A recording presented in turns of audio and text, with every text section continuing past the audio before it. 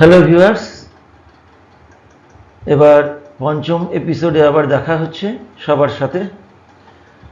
কথা অনুযায়ী আগের এপিসোডে বলেছিলাম যে যেহেতু লুপ স্টার্ট হয়েছে লাস্ট এপিসোডে, সেজন্য কথা ছিল যে ফর লুপ যেহেতু হয়ে গেছে এবার হোয়াইল লুপ নিয়ে আলোচনা করব।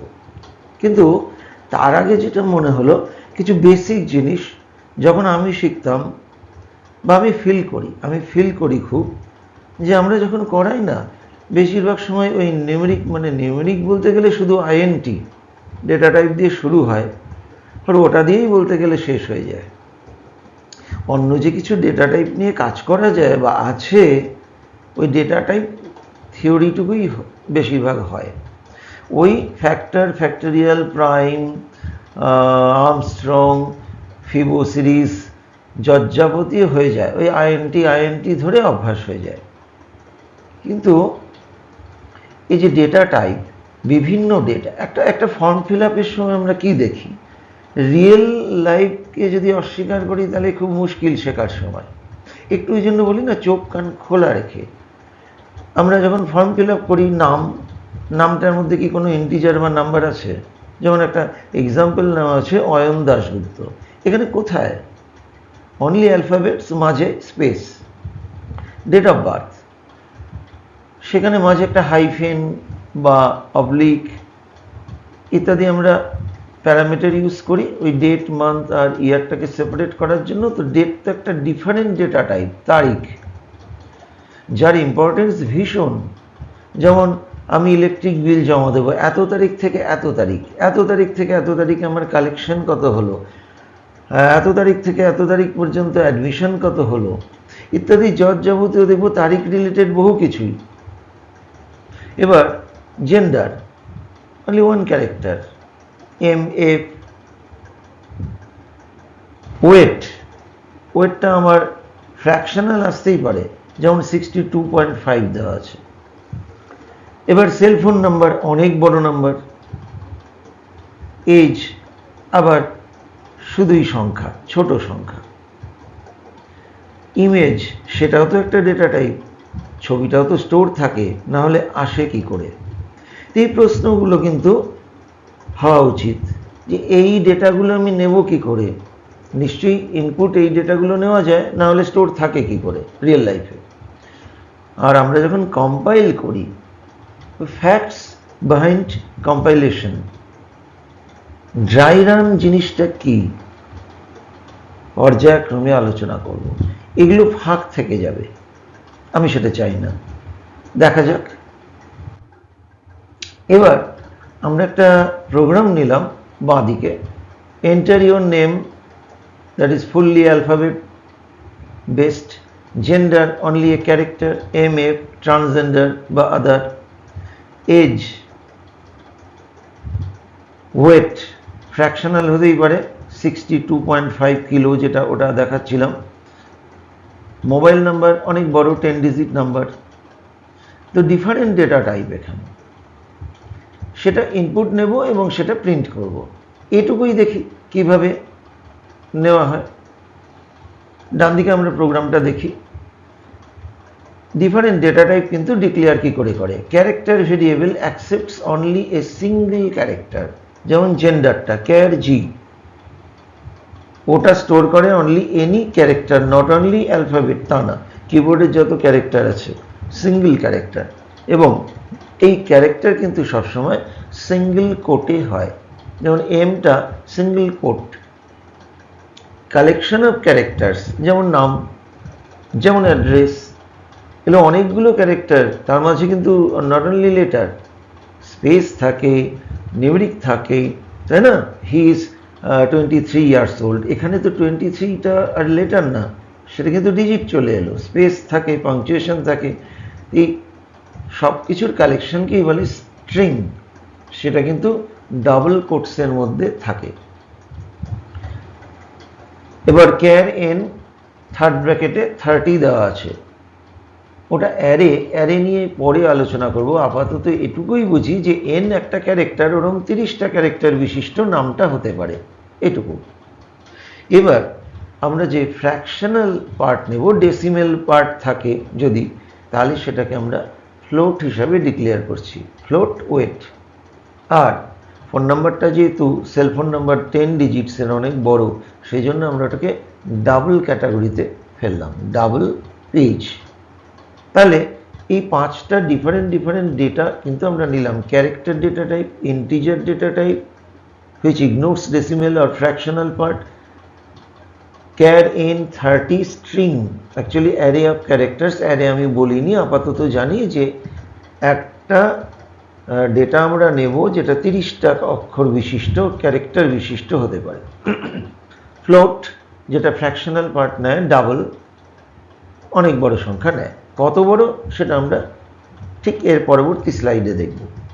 আপাতত দেখি কিভাবে ইনপুট নেয়। আমরা খালি স্ক্যানএফ %d ampersand দিয়ে নিয়েছি। তো এবার একটা নতুন string fgets, enter name তো প্রিন্ট করছি, তাহলে স্ট্রিং নিচ্ছি কি এফ গেটস, তারপরে ভেরিয়েবল, স্ট্রিং ভেরিয়েবলটা n, সাইজটা কত আছে 30, তারপরে একটা ওয়ার্ড ইউজ করলাম stdin, মানে কি স্ট্যান্ডার্ড ইনপুট। তো স্ট্যান্ডার্ড ইনপুট হবে ভেরিয়েবল n এ, এবং ওটা ম্যাক্সিমাম 30 ক্যারেক্টার্স হলো ওটা ইনপুট। নেক্সট আমরা নিচ্ছি জেন্ডার। জেন্ডার আমরা কি নিচ্ছি, একটা সিঙ্গেল ক্যারেক্টার, সেজন্য আমরা নিচ্ছি গেট ক্যার। খেয়াল করি কিভাবে ইনপুটগুলো নিচ্ছি, printf enter gender g equals to গেট ক্যার, গেট করো ক্যারেক্টার ফ্রম ইউজার। পরে একটা এফ ফ্লাশ stdin আছে, ওটা আমি একটু বাদে যাচ্ছি। এবার এজ নিলাম নর্মাল যথারীতি, স্ক্যানএফ %d ফরম্যাট স্পেসিফায়ার ইন্টিজারের জন্য %ag। নেক্সট ফ্লোট ডেটা, সেই জন্য ওখানে %f হলো %ওয়েট। আর মোবাইল নাম্বারটা কি নিচ্ছি, একটু অন্যরকম, কিন্তু ওটা ডাবল, কিন্তু ডাবলটা আমরা কি নিচ্ছি স্মল এ এল এফ, স্মল এ এল এফ, দুটোই স্মল, এল এফ, ওটা আইএফ নয় কিন্তু এল এফ হলো। এটা ইনপুট নেওয়া হয়ে গেল। এবং প্রিন্টিংয়ের সময় আমরা স্ট্রিং প্রিন্টের সময় %s, ক্যারেক্টার প্রিন্টের সময় %c, ইন্টিজার প্রিন্টের সময় %d, ওয়েটটাকে আফটার ডেসিমেল আমরা 2 ডিজিট দেখাতে চাইছি, সেই জন্য .2f, 3f দিলে 3টে দেখাতো, আফটার ডেসিমেল আমরা 2টো ডিজিট দেখাতে চাই, সেই জন্য .2f। আচ্ছা, ব্যাকস্ল্যাশ n তো নিচে নিচে দেখানোর জন্য। আর মোবাইল নাম্বারটা কি নিয়েছি, %f দিলেই হতো, কিন্তু ডাবলেও না ওই ফ্র্যাকশনাল পার্টটা চলে আসে, তো আফটার ডেসিমেল পয়েন্ট দিয়ে 6টা 0 দেখিয়ে দিত। তো মোবাইল নাম্বারের পরে তো ওই 6টা 0 কাম্য নয়, সেজন্য আমরা ডেসিমেল পার্টটা ইগনোর করার জন্য কি লিখলাম .0f, তার মানে আফটার ডেসিমেল আমি কিচ্ছু দেখাতে চাই না। হলো। তো ওই বাঁ দিকে আউটপুটটা দেখানো হচ্ছে, ইনপুট হয়েছে Akash Roy, gender m, age 32, weight 65.5 kilo, mobile number একটা দেওয়া হয়েছে, তারপরে জাস্ট প্রিন্টিং হয়েছে। এখন প্রশ্ন রয়ে গেল ওই যে এফ ফ্লাশ stdin, তো যখনই ডিফারেন্ট ডেটা টাইপ নিয়ে কাজ কারবার হয়, একটা সিম্পল এক্সাম্পল দিই। আমি হয়তো সি ল্যাঙ্গুয়েজ বোঝাচ্ছি আমার কোনো ক্লাসে, but at the same time ব্যাচে আমার এক্সেল বোঝানোর দরকার হয়ে পড়ছে, 2জন ক্যান্ডিডেট এসছে, তারা এক্সেল করবে, কম্পিউটার অ্যাপ্লিকেশনের স্টুডেন্ট, তাদেরকে আমাকে মানে এক্সেল বোঝাতে হবে। আবার এদিকে সি, তো একসঙ্গে দুটো তো সম্ভব নয়, আমার মাথা কিন্তু যাকে বলে হ্যাং করে যাওয়া, মাথা জাম হয়ে যাবে, কাজ করবে না। কিন্তু দুটো জিনিস সাইমালটেনিয়াসলি, দুটো জিনিস আমি কিন্তু একসঙ্গে পারবো না করতে। সেজন্য আমরা কি করি, সি একটু বুঝিয়ে নিলাম, বুঝিয়ে নিয়ে ওদেরকে একটা টাস্ক দিলাম, প্লিজ এগুলো নোট কর, ততক্ষণ আমি ওদের এক্সেলটা বুঝিয়ে নিই। এবার আমি আমার মাথার থেকে সিটাকে পুরো নামিয়ে দিলাম, কিচ্ছু রাখলাম না, এক্সেল ভরে নিলাম, লোড করলাম। এবার আমার অ্যাপ্লিকেশনের স্টুডেন্টদের যাদের এক্সেল বোঝাতে হবে, এক্সেল বোঝাচ্ছি। তখন আমার মাথায় কিন্তু কিচ্ছু নেই, ফ্ল্যাশ ফ্ল্যাশ অল, আমার মেমোরিটাকে ফ্ল্যাশ ধুয়ে মুছে সাফ করে নিচ্ছি। সুতরাং যখনই ডিফারেন্ট ডেটা টাইপ ইনপুট হবে না, তখন প্রবলেম হয়ে যায়, কম্পিউটারের ক্ষেত্রে গুলিয়ে যায়, এলোমেলো হয়ে যায়। নামের পরে দেখলাম জেন্ডারটা নিতেই দিল না, এর চলে এলো, এরম হয়। সেই জন্য ওর ফ্লাশ অল করে মেমোরিটাকে ক্লিয়ার করে নিচ্ছি। ঠিক যেমন বললাম, মাথাটাকে একটু খালি রেখে ওটা আবার এক্সেল বোঝাচ্ছি, আবার এক্সেলে কিছু টাচ দিয়ে এক্সেল ভুলে গেলাম, ফ্লাশ করে নিলাম ব্রেনটাকে, আবার সিতে ব্যাক করলাম। ওটার জন্য ফ্লাশ stdin যা নিয়েছিলাম স্ট্যান্ডার্ড ইনপুট, ওটা আপাতত ভুলি, কারণ ওটা তো ভেরিয়েবল অলরেডি স্টোর হয়ে গেছে। ওকে, স্ট্যান্ডার্ড ইনপুট থেকে ওটা সরিয়ে দিচ্ছি, ফ্লাশ, এটুকুই ছিল। এবার ওই যে মোবাইল নাম্বারটা 0f দিয়েও প্রিন্ট করা যায় ডাবল, আবার LF লং ফ্লোট এটা দিয়েও আমি প্রিন্ট করতে পারি। যেহেতু আমি স্ক্যানেরটা LF দিয়ে করেছি, তো প্রিন্টিংটাও আমি LF দিয়েও করতে পারি, 0LF। ওকে, এই হচ্ছে ডিফারেন্ট ডেটা টাইপ নিয়ে কাজ করা। এবার মাথায় একটু জিনিস ঢুকিয়ে দিই যে তারিখ কিন্তু ভীষণ ইম্পর্টেন্ট একটা বিষয়।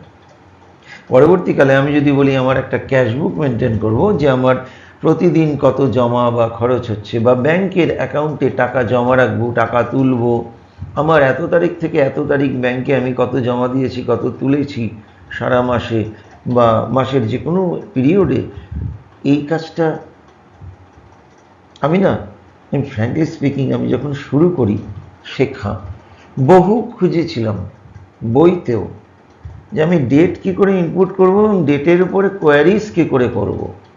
আমি তো হাওয়ায় মিলিয়ে যাওয়ার জন্য ডেটা ইনপুট করব না, that has to be stored permanently within memory. সেটা অবভিয়াসলি সেকেন্ডারি মেমোরি, সেটা ফাইল হ্যান্ডলিং কনসেপ্টে আমাদের আসবে।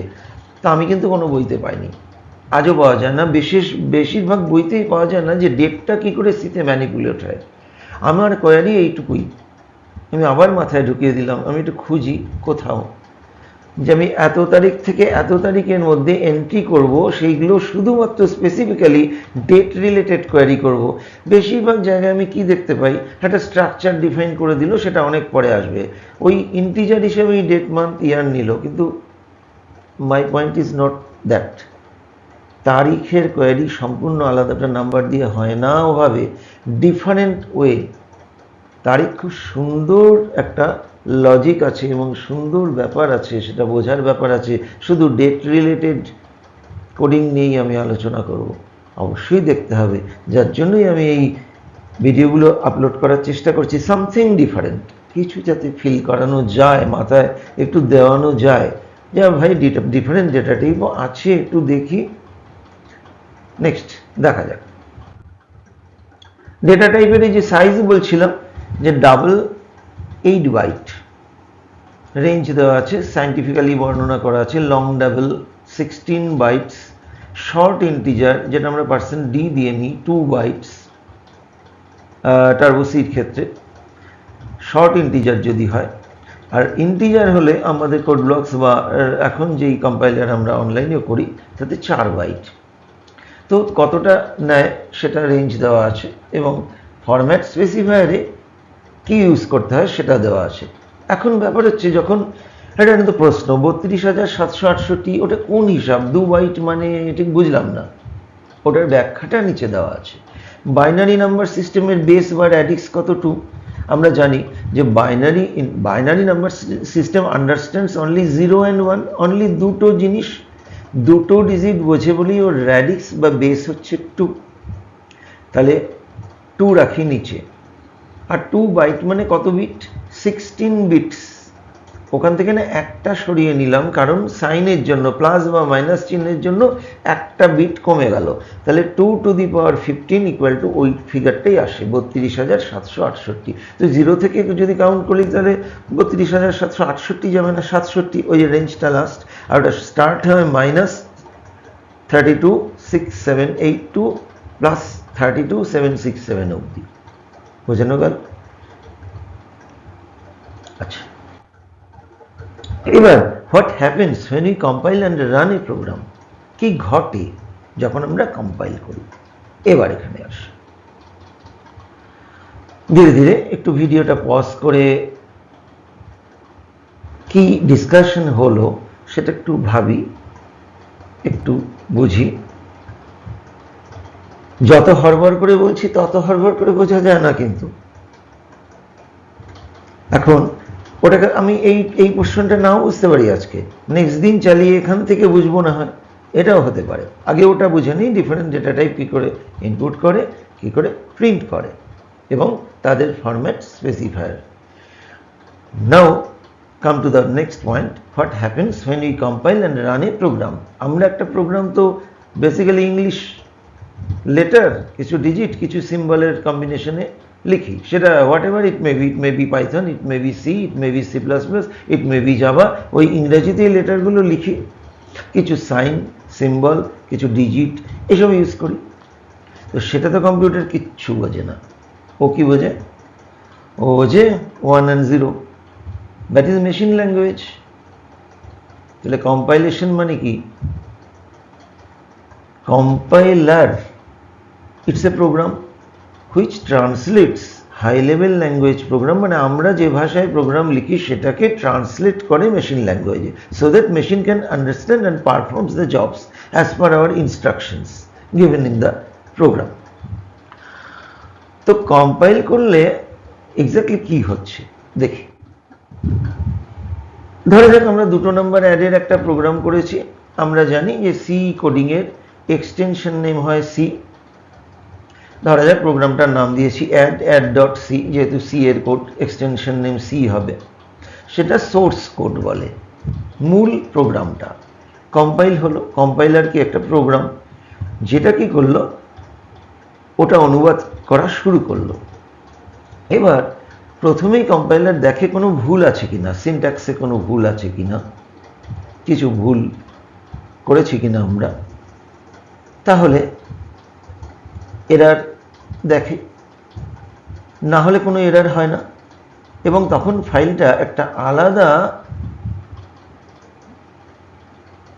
আরেকটা ফাইল তৈরি হয়, সেটাকে বলে অবজেক্ট ফাইল। যেমন add.c যদি সোর্স ফাইল হয়, তাহলে অবজেক্ট ফাইলটার এক্সটেনশন হয় obj, add.obj হলো।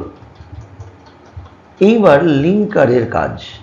লিঙ্কার কি কাজ করে না, আমরা যে লিঙ্ক করেছি না ওপরে #include stdio.h, এটা কি হেডার ফাইল। আরেকবার রিপিট করে দিচ্ছি, ফার্স্ট এপিসোডে বলা আছে যে স্ট্যান্ডার্ড ইনপুট আউটপুট সংক্রান্ত সমস্ত ফাংশনগুলো ওই stdioh ফাইলের মধ্যে আছে, এটাকে বলে হেডার ফাইল। সেই জন্য আমরা হেডেই ডিক্লেয়ার করি ওপরে। কি সুন্দর, #include, ইনক্লুড আমাদের প্রোগ্রামে অন্তর্ভুক্ত করে নিচ্ছে এই হেডার ফাইলটা, যার রেফারেন্স আমরা বিভিন্ন ফাংশন ইউজ করেছি, যেমন প্রিন্টইফ, স্ক্যানইফ ইত্যাদি। হ্যাশ মানে প্রি প্রসেসর ডাইরেক্টিভ, মানে আমাদের মূল মেন কোডটা কম্পাইল হওয়ার আগে এই স্টেটমেন্টটা কাজ করবে। তাহলে লিঙ্কার কি করবে? লিঙ্ক করবে এই হেডার ফাইলটা আমাদের কোডিংয়ের সঙ্গে। ফাইনালি ও একটা আলাদা আরেকটা ফাইল বানাবে, সেটা এক্সিকিউটেবল ফাইল, যেটা অ্যাকচুয়ালি যেটা এক্সিকিউট করে, রান করে, add.exe। তাহলে 3টে ফাইল হলো। মূল ফাইল add.c, যেটা আমরা লিখেছি। অবজেক্ট ফাইল হলো, কোনো এরার টেরার না থাকলে একটা আলাদা ফাইল তৈরি করলো।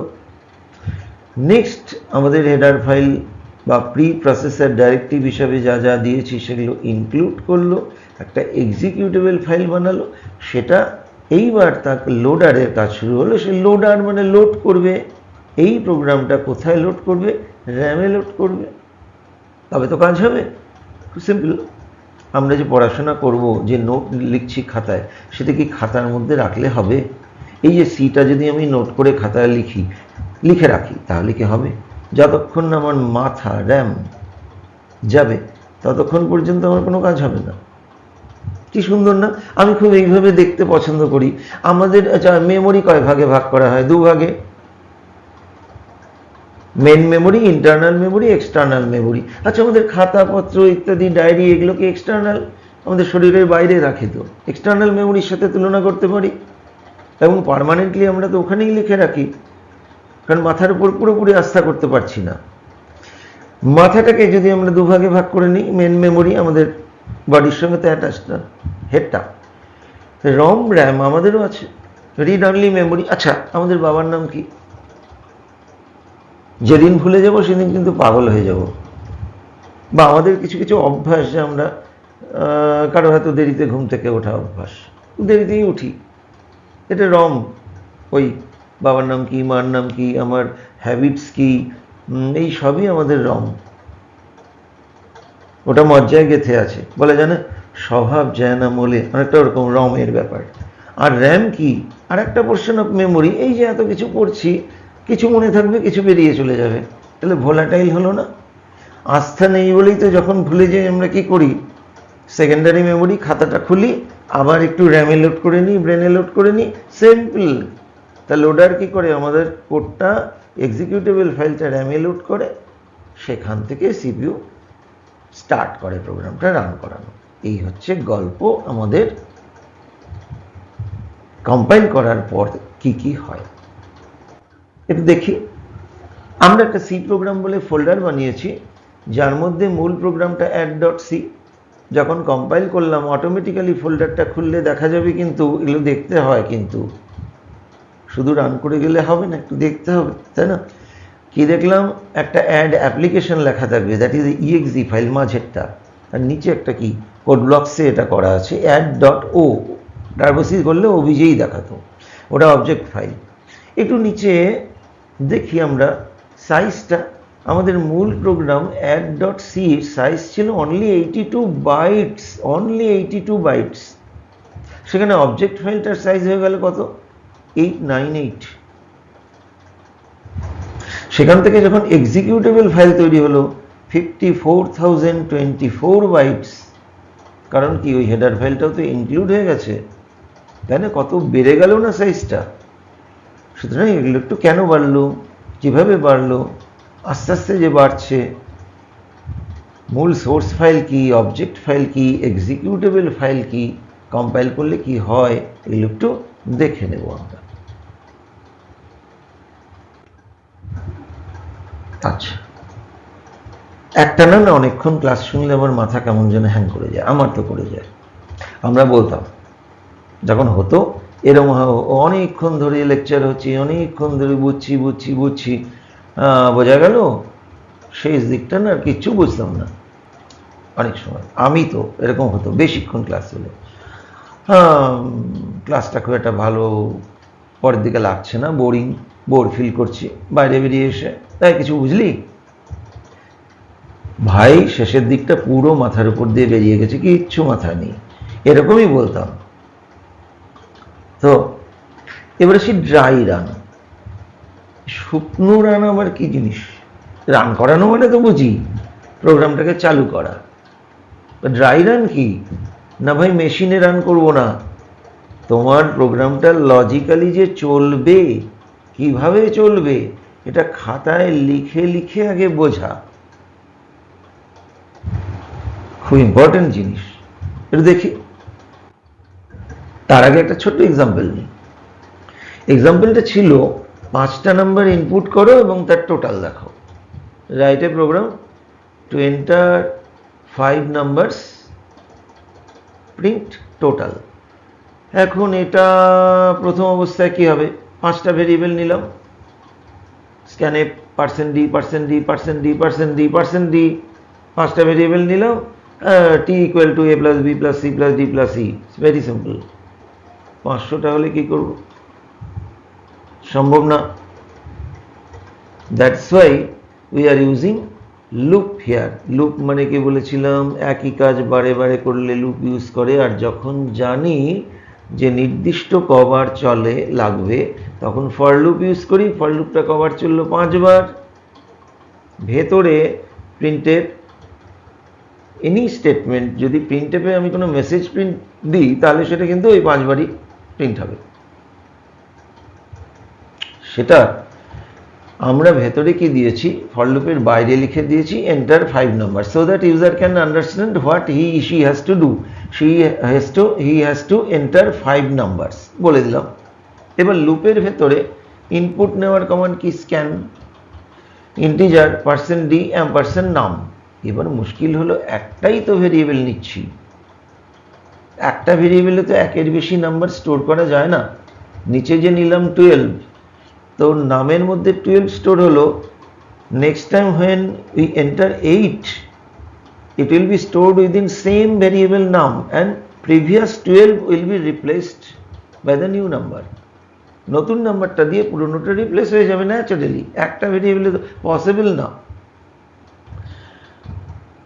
তো একই নাম্বারের মধ্যে বারবার যখন এখন যদি আমি নাম্বারটাকে লাস্টে প্রিন্ট করি, only it will print only 4, that is the last data.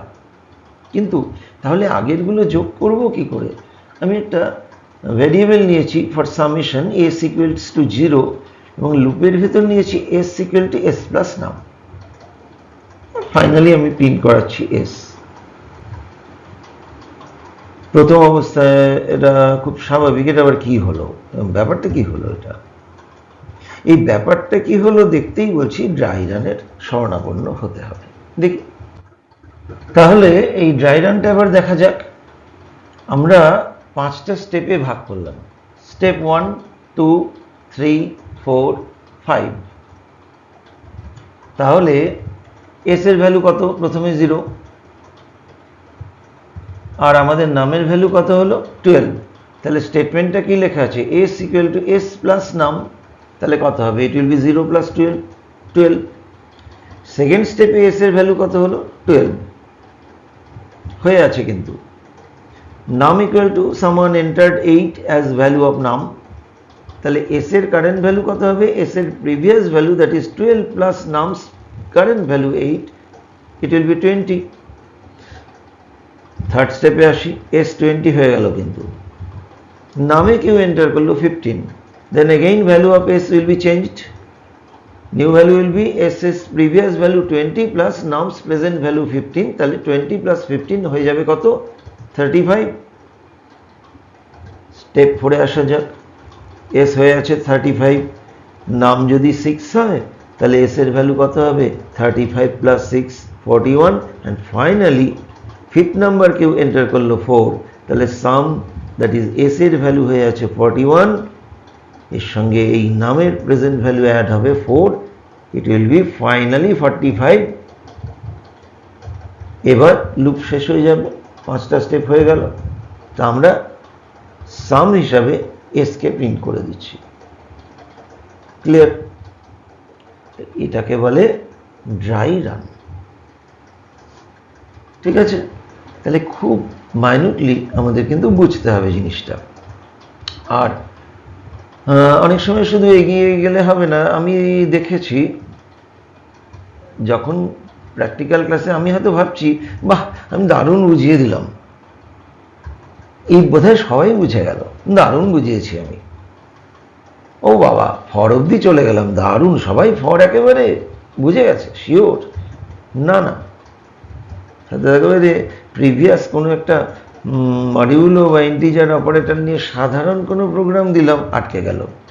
সিনট্যাক্সটাই হয়তো খেয়াল নেই, স্ক্যানএফ কীভাবে কাজ করছে, প্রিন্টএফ কীভাবে কাজ করছে। ওই জন্য বলছি প্রথম থেকে একটু দেখতে হবে, কিন্তু একদম প্রত্যেকটা পর্বে কিন্তু প্রত্যেকটা পর্বের লিঙ্ক দেওয়া আছে, পাশে লেখা আছে পার্ট 1 2 3 4 5। তো এইভাবে কেউ যদি না দেখে থাকে, একদম প্রথম বিগিনার্স, তাহলে পার্ট 1 থেকেই শুরু করতে হবে।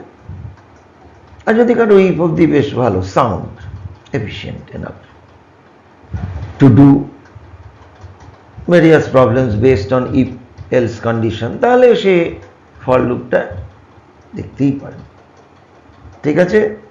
দেখা হচ্ছে এরপরে এই ফর লুপকে বেস করে ডিফারেন্ট ডেটা টাইপ নিয়ে আমি বেশ কিছু প্রোগ্রাম আবার আলোচনা করব। মাঝে যদি মনে হয় আমি একটু ভেবে নেই, তারপরে অত তাড়াহুড়ো নেই, ফর লুপ একটু পরে হোক, মাঝের ফাঁকগুলো একটু ভরাতে চেষ্টা করব। ঠিক আছে? সাবস্ক্রাইব একটু করলে শান্তি পাই আর কি, ভালো লাগে, ইন্সপায়ার্ড হই। যাক, কেউ দেখছে, কেউ ইন্টারেস্ট নিয়ে দেখছে, কেউ বোধহয় একটু কারোর বোধহয় একটু উপকার হচ্ছে, অ্যাট দ্য সেম টাইম আমি ভাবছি যে বাংলার পাশে at the same time I will start explaining in English so that it will be beneficial to others, যাদের একটু ইংরেজিতে হলে সুবিধা হয়। তার জন্য পাশাপাশি বাংলার পাশাপাশি ইংরেজিটাও একদম অ্যাট দ্য সেম টাইম স্যামালটেনিয়াসলি চলতে থাকবে একটা এপিসোডের মধ্যেই। ঠিক আছে, তাহলে দেখা হবে। ধীরে ধীরে ধীরে ধীরে চেষ্টা করছি, আমিও ক্রমবর্ধমান একটু ভাবছি, ভেবে যাচ্ছি যে কি করে আর একটু বেটার করা যায়। ঠিক আছে, দেখা হবে, চলি।